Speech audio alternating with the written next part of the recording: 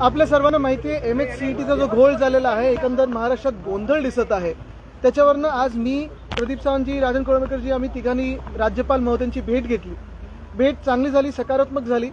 त्यांना विषयात जे काही घोळ आहेत ते त्यांच्या समोर आणलेले आहेत. मुख्य गोष्ट हीच आहे, मुख्य मागणी हीच आहे विद्यार्थ्यांची की ह्या परीक्षेच्या उत्तर जी काही त्यांनी दिलेली आहेत ही उत्तरपत्रिका म्हणजे आन्सर शीट ही त्यांना मिळावी. दुसरं म्हणजे निघालेलं आहे, घोटाळा होत चाललेला आहे की ऑब्जेक्शन घेण्यातून पैसे काढायचे 1000 रुपये आणि 14.5 लाख ह्या CET सेलनी कमवलेत किंवा एजन्सीनी कमवलेत, त्याचा देखील जाणू मला वाटतं राजस्थानमध्ये ऑलरेडी आहे. आता मुख्य गोष्ट ही आहे की पेपर फुटीची झाली, मग तलाठी भरतीची होती, मग आता आपण पाहता स्पर्धा परीक्षा, त्याच्यावर कारवाई झाली पाहिजे. पोलीस भरती सुरू आहे, परंतु पावसाळा सुरू आहे, अनेक ठिकाणची पोलीस भरती जी आहे ती पुढे ढकलण्याची वेळ आली. मला वाटतं हे आंदोलन आपण पाहिलं असेल, पुण्यात देखील असेल, अनेक जिल्ह्यांमध्ये ही भरती पुढे ढकलण्याची वेळ आलेली आहे. अनेक जे ॲप्लिकेंट्स त्यांनी पण हे सांगितलेलं, विनंती केली होती. आता आपण पहा, 17,500 पदं आणि 17.5 लाख ॲप्लिकेंट्स आलेले आहेत पोलीस भरतीसाठी. तेही आपण जर पाहिलात तर कितीतरी म्हणजे B फार्मा वगैरे केलेली मुलं आहेत ह्याच्यात. म्हणजे आज आपण पाहतोय 17.5 लाख ॲप्लिकेंट्स 17,500 पदांसाठी. म्हणजे आज आपल्या राज्यातली जॉबची परिस्थिती काय आहे हे लोकांसमोर येते. पेपर फुटी संदर्भात कायदा यावा यासाठी या अधिवेशनात तुम्ही पुन्हा एकदा मागणी करा. मला वाटतं हे अधिवेशन शेवटचं अधिवेशन आहे खोके सरकारचं.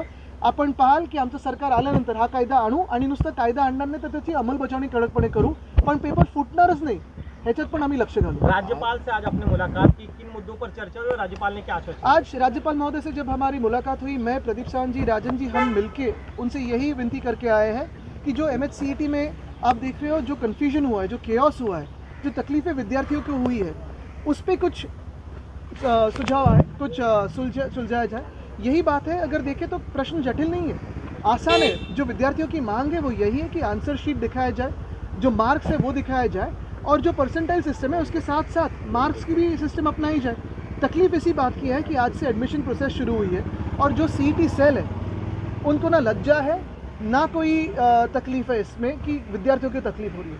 उनकी तरफ से दलील दी जा रही, प्रेस कॉन्फ्रेंस भी लिया गया, लेकिन बुनियादी मुद्दों का जवाब प्रेस कॉन्फ्रेंस लिया गया है लेकिन जवाब नहीं आया है. अटल सेतु पे क्रैक आया कैसे? मुझे लगता है कल जो वहाँ कोई प्रोजेक्ट डायरेक्टर थे, जिस तरह की उनकी बॉडी लैंग्वेज थी और जैसे दिखा रहे थे कि नहीं ये क्रैक्स तो आ ही जाते हैं, उनको सस्पेंड करना ज़रूरी है. क्योंकि दुनिया भर में किसी भी देश में ऐसे कोई जवाब देता अफसर या प्रोजेक्ट डायरेक्टर, उसको सैक किया जाता, जेल में डाला जाता. ये कैसी बात है कि ऐसे ही रोड पे क्रैक आ जाते हैं. और जिस तरह से उन्होंने अटल सेतु करके ब्रांडिंग किया, जिस तरह से काम निपटाने की कोशिश की, मुझे लगता है इस पर तो कुछ ना कुछ कार्रवाई MMRDA पे होनी चाहिए. और ये MMRDA आपको याद दिला दूँ, UD यानी नगर विकास के डिपार्टमेंट में होती है, और नगर विकास हमारे जो घटना बाह्य CM है यहाँ के, उनके अंतर्गत आता है. मराठीमध्ये सांगा, अटल सेतु नोटिफिकेशन जारी हुआ है, आप लोग की लगातार मांग है, उस पर कुछ अमल होगी क्या? हमने तो मांग करी थी कि 10 साल की सजा हो, वो तो कल मान्य कर ली है, लेकिन उस कानून की अमल देखिए हम देखना चाहते हैं.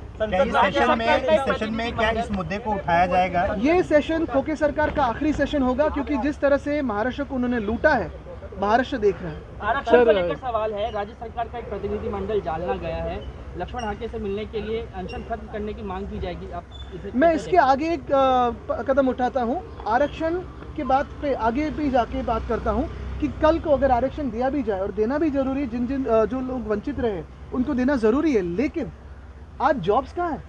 तकलीफ सबसे बड़ी विद्यार्थियों को या युवाओं को यही है कि जॉब्स नहीं है. हमारे राज्य में जब पुलिस भर्ती की बात आती है 17,000 पद है, लेकिन 17.5 लाख एप्लीकेंट्स है. तो यही बात है कि जॉब्स कहाँ है?